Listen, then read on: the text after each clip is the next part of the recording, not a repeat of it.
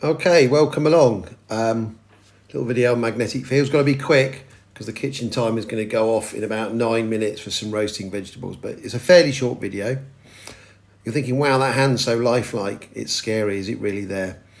I thought I'd not make you watch me draw it. So just a little reminder.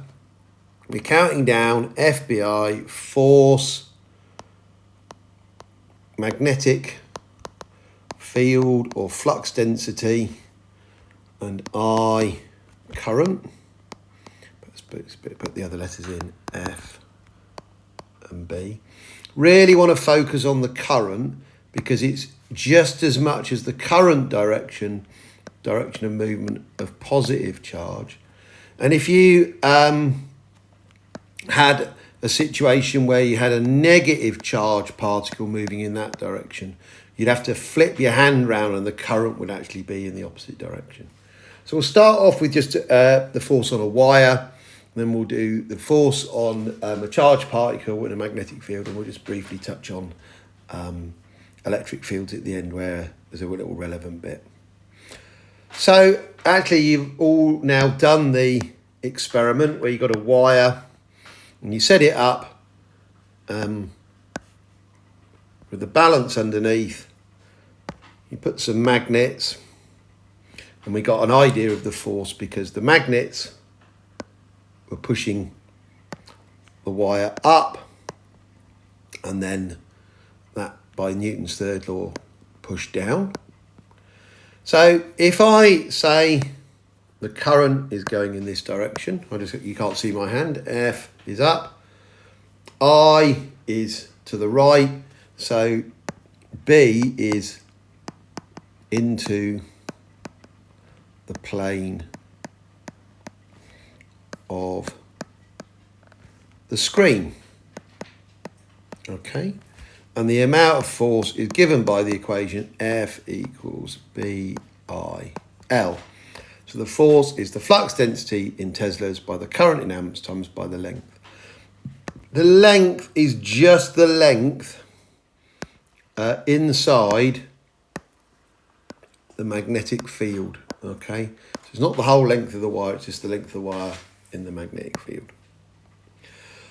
So the kind of bigger application of this, and it gives us a brief chance to remember what's going on in circular motion. So I'm drawing a magnetic field into the plane of the page or the screen. And here's our little charged particle, is going that way. So if we do F, B, I is to the right. So we're going to get a force upwards. So our little charged particle guy is going to go in a circle like that. Just a reminder, when something's in circular motion, it has a constant acceleration towards the centre of the circle because its velocity is changing. Its velocity is a scalar quantity, vector quantity, the direction changing. But the scalar quantity, the speed, is constant because this force does no work, because the force is always perpendicular to the velocity, and therefore there's no work done.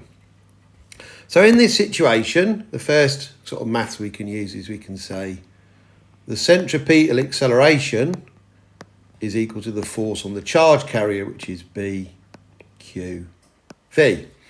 So if we rearrange that to give something sensible, we can cancel that V with that squared, and we get R is equal to MV over BQ. Q will equal E, which is 1.6 times 10 to the minus 19 coulombs if we're dealing with a proton.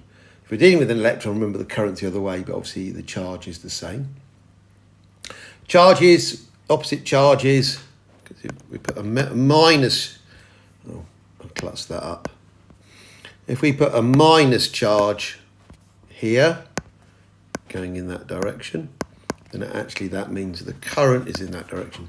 So the force is going to force this to peel off the other way, and you'll see, you know, situations in particle accelerators, it's how we separate positive and negative charge.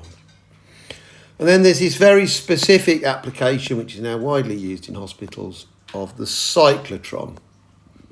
Okay, and the cyclotron is a way of accelerating protons, in particular, can be electrons. So we have our two D shapes with our magnetic field into the plane of the page. And the key thing here is we now use mr omega squared equals BQ V. V is omega r, so we get mr omega squared equals BQ omega r. Cancels the r, lose an omega. Omega is equal to BQ over m. So the angular velocity doesn't depend on the energy or the speed of the particle. And that's 2 pi over t, so we can rearrange for t. Well, t equals 1 over f. We can rearrange for f. Neither t nor f nor the angular velocity depends on the energy or the speed of the particles, which means that there's a particular frequency of AC supply. That's the same as this frequency. To accelerate our charged particles. So if we have a proton here, we'd make this negative in front, that positive behind. That would accelerate it. Gets round to here, you swap it over. That's why it needs to be AC, negative head, positive. And it doesn't matter, the energy of the proton, the frequency is unchanged. They spiral round, and each time they go around, they gain energy until they get to a certain speed, and then they leave. Finally, we can just say if you have a charged particle and it's moving in a magnetic field in this direction, okay, again, we'll have our magnetic field into the plane of the page. So that would result in, if we do the FBI thing again, a force upwards in this direction.